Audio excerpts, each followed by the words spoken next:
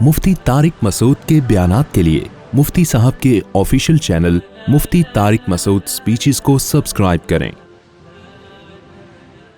اس لیے میرے بھائی، تو جب اللہ کی نظر میں اللہ سب سے پہلے ہے تو پھر نماز بھی سب سے پہلے ہوگی کہ نہیں ہوگی؟ اب اس کا مطلب یہ نہیں کہ جھوٹ بولنا شروع کر دیں، لوگوں کو ٹوپیاں کرنا شروع کر دیں، لوگوں کے بیوقوف بنانا کہ بھئی میں نماز تو چونکہ پڑھتا ہوں تو اتنی بڑی نیکی تو کر ہی رہا ہوں۔ اللہ نے اس سے بڑا لفظ کیا ہوگا؟ لعنت اللہ علی الکاذبین، جھوٹوں پر اللہ کی لعنت۔ اور اللہ کہتے ہیں نماز جو صحیح طریقے سے پڑھتا ہے تو نماز اس سے جھوٹ چھڑوا دیتی ہے، بے حیائی چھڑوا دیتی ہے۔ جو نمازی نماز پڑھ کے بھی جھوٹ بولتے ہیں، لوگوں کے ساتھ بدسلوکی کرتے ہیں، بد اخلاقی سے پیش آتے ہیں، تو وہ نماز کی ایک فارمیلٹی پوری کر رہے ہیں، ایک فرض پورا کر رہے ہیں، نماز کو نماز سمجھ کے پڑھ نہیں رہے۔ کیونکہ نماز ایسا اللہ سے ریلیشن مضبوط کراتی ہے کہ پھر انسان کو ہر وقت اللہ کا دھیان رہتا ہے، اور جب اللہ کا دھیان ہر وقت رہے گا انسان اپنے آپ کو سپیریئر سمجھے گا ہی نہیں۔ جب سمجھے گا ہی نہیں تو کیوں تکبر سے پیش آئے گا لوگوں کے ساتھ؟ وہ کیوں لوگوں کو نیچا دکھانے کی کوشش کرے گا؟ جو آدمی زمین پہ سر رکھ کے سبحان ربی الاعلیٰ کی صدائیں لگا سکتا ہے، زمین پر سر رکھ کے کہے گا سب سے اعلیٰ میرا رب ہے، تو وہ لوگوں کے سامنے اپنے آپ کو اعلیٰ کیوں سمجھے گا بھائی وہ؟ اس لیے ہم نے علماء سے ایک بات سنی ہے کہ تکبر ہمیشہ احمق اور بے وقوف لوگوں میں ہوتا ہے۔ پہلے مجھے یہ بات سمجھ میں نہیں آتی تھی، اب سمجھ میں آتی ہے کہ تکبر کس میں ہوتا ہے؟ انتہائی درجے کے بے وقوف اور انتہائی درجے کے احمق۔ کیونکہ جو عقل مند لوگ ہوتے ہیں ان کو اپنی اوقات پتہ ہوتی ہے، بے وقوف آدمی اوقات بولتا ہے ہمیشہ اپنی، عقل مند کو پتہ ہے یار ہماری کیا اوقات ہے۔ اگر دولت ہے ہمارے پاس چھننے میں کتنا ٹائم لگتا ہے۔ لیبیا کے صدر کو دیکھو، ارب پتی آدمی تھا، جب حالات چینج ہوئے کوئی کھانے کا پوچھنے والا نہیں تھا اس سے، شہزادوں کو۔ تو ایسے حالات چینج ہوتے ہیں انسان کے۔ میں نے اپنی زندگی میں بڑے بڑے دولت مند دیکھے، دولت گئی روڈ پہ آ گئے بیچارے، وہ ڈپریشن میں چلے گئے۔ تو عقل مند آدمی کو پتا ہے بھائی چھننے میں ٹائم نہیں لگتا، یہ صحت ہے، بیمار ہونے میں ٹائم، ایسی ایسی بیماریاں اٹیک کر جاتی ہیں، آدمی سوچتا رہ جاتا ہے۔ تو جب ہر وقت خطرات اتنے منڈلا رہے ہیں تو پھر اترانا، دولت پہ فخر کرنا، صحت پہ فخر کرنا، شادیوں پہ فخر کرنا، یہ سب بچکانا باتیں ہیں۔ یہ تو میں آپ کو ویسے ہی موٹیویٹ کرنے کے لیے 19 کی باتیں کر رہا ہوتا ہوں، تو لیکن کوئی چیز فخر کرنے کے قابل نہیں ہے بھائی۔ حضرت حکیم الامہ مولانا شرف علی تھانوی رحمہ اللہ نے اس کی بڑی پیاری مثال دی ہے۔ انہوں نے فرمایا دیکھو کوئی ایک آفیسر بیٹھا ہوا ہو اور ماتحتوں کے سامنے بڑی شو مار رہا ہو، اور یہ میں یہ ہوں، میں یہ ہوں۔ بڑا آفیسر آتا ہے تو اس کی اپنی حیثیت 2 ٹکے کی نہیں رہتی، یہ خود یس سر جی سر جی سر۔ ان کی مثال کو میں اپنے الفاظ میں بیان کر رہا ہوں۔ یہ خود کیا شروع کر دیتا ہے؟ یس سر جی سر، یس سر جی سر۔ اب بڑے آفیسر کے سامنے یہ پھوپھا نہیں ظاہر کرتا ہے، یہ تمہاری ایسی کی تیسی، وہ بھائی وہ بڑے آ گئے، وہ اب ہمارے باپ ہیں۔ وہ کون ہے؟ اب ان کی طرف توجہ کرو۔ تو فرمایا کہ ایمان والے کو ہر وقت احساس رہتا ہے کہ بھائی سپیریئر کون ہے؟ اللہ۔ تو کسی کے سامنے دھونس جمانے سے پہلے، تکبر کرنے سے پہلے دیکھتا ہے بھائی میں جو کچھ ہوں کس کی وجہ سے ہوں؟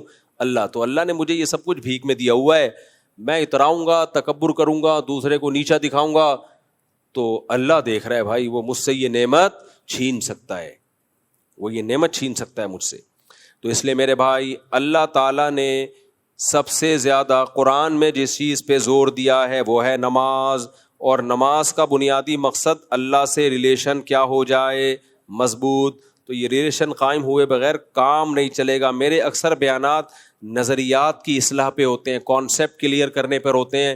تو کانسیپٹ کلیئر کرنا کافی نہیں ہے، نظریہ درست ہو جانا کافی نہیں ہے۔ مسائل جب حل ہوں گے جب اللہ سے ریلیشن مضبوط ہوگا، اور وہ کثرت سے نماز اور خشوع و خضوع سے نماز پڑھے بغیر وہ ممکن ہے نہیں۔ تو اس لیے کچھ عملی زندگی پر بھی آنا چاہیے، نماز کو مضبوطی سے قائم کریں۔ اور دیکھو جو کام مشکل لگے نا وہ زیادہ کرنا شروع کر دو تو وہ آسان ہو جائے گا۔ مشکل کام زیادہ کرو گے تو کیا ہو جائے گا؟ آسان ہو جائے گا۔ مثال کے طور پر BBC میں ایک ٹوٹکا آیا ہوا تھا گہری نیند کا، گرمیوں کے دنوں میں گہری نیند کا ایک ٹوٹکا تھا، BBC کی نیوز میں میں نے خود پڑھا، اب پتہ نہیں وہ ٹوٹکا صحیح ہے لیکن اس کی لاجک بنتی ہے۔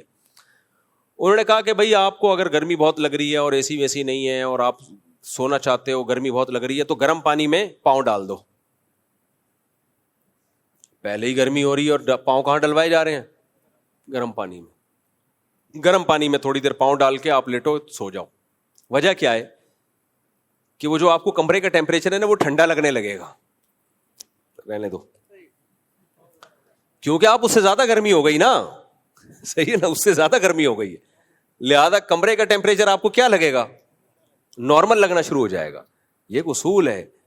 बड़ी टेंशन उठा लोगे तो छोटी टेंशन क्या लगेगी। तभी मैं कहता हूं 2-3 शादियां जो करते हैं ना, ये टेंशनें उनको मजाक लगती हैं। क्या मजाक कर रही है, कोई और बात। अल्लाह बचाए हमको छोटी बड़ी हर तरह की टेंशन से। लेकिन एक मिसाल दे रहा हूं मैं, कहते ये क्या है, ये कोई झगड़ा है।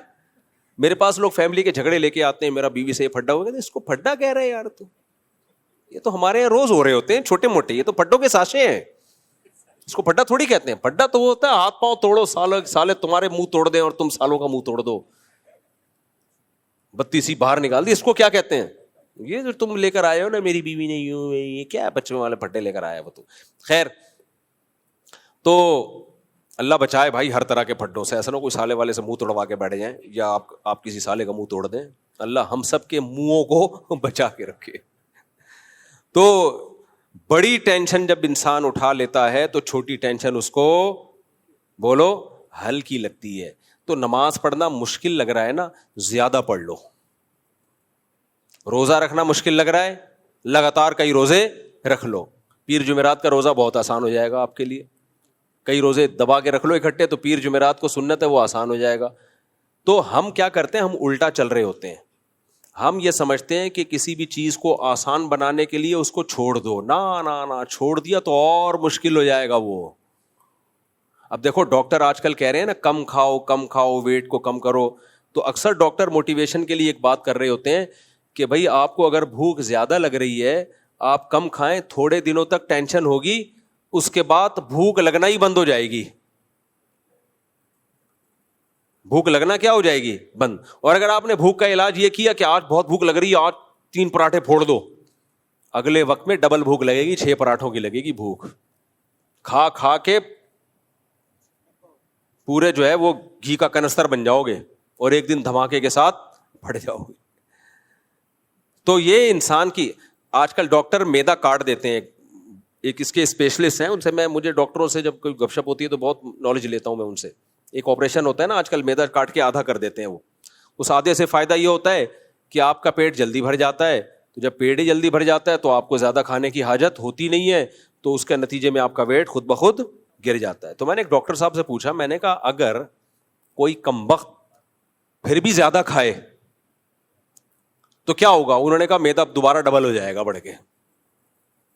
मैदा क्या हो जाएगा, क्योंकि जब ठोसे जा रहा है तो मैदा भी खिंचता है आहिस्ता आहिस्ता, वो भी क्या करेगा, वो फिर बड़ा हो जाएगा। तो यानी ये भी उसके लिए है जो फिर भी हाथ कहीं ना कहीं उसको रोकना पड़ेगा। हाँ, ये फायदा होगा कि जैसे पहले बहुत डबल भूख थी तो वो कम हो जाएगी, तो 1-2 पराठे में पेट भरता था, आधे पराठे में भर जाएगा उसका पेट।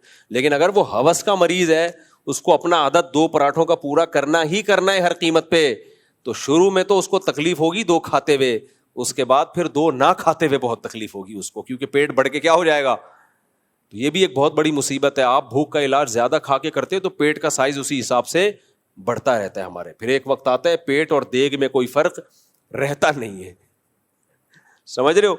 तो जब नमाज पढ़ना मुश्किल लगे मेरे भाई, तो ज्यादा पढ़ना शुरू कर दो। मुश्किल काम का हल यह है कि वो ज्यादा किया जाए। मैंने अब तक अल्हम्दुलिल्लाह अपने आप को एयर कंडीशन का आदी नहीं बनाया है। कितनी दफा ऐसा होता है मेरे बच्चे एसी में सो रहे होते हैं, मैं एसी से बाहर सो रहा होता हूँ। अभी भी ऐसा होता है, कल रात भी मैं एसी के बाहर सोया हूँ, बच्चे एसी में सोए हैं। क्यों भाई, मैं क्यों अपने आप को मुसीबत में डाल दूं यार।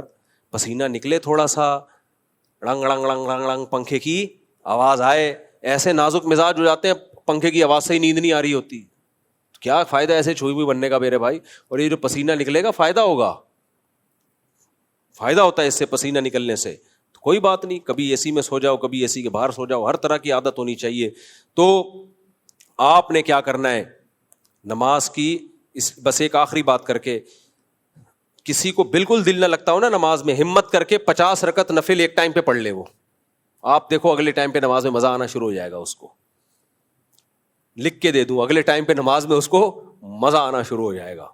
हिम्मत करके एक दफा में 50 रकत पढ़ ले। वो खुशू खुजू के साथ, ऐसे अक्पल तरीके से नहीं पढ़े डिजिन डिजिन करके, तमीज से 50 रकत एक ही टाइम पे पढ़ ले।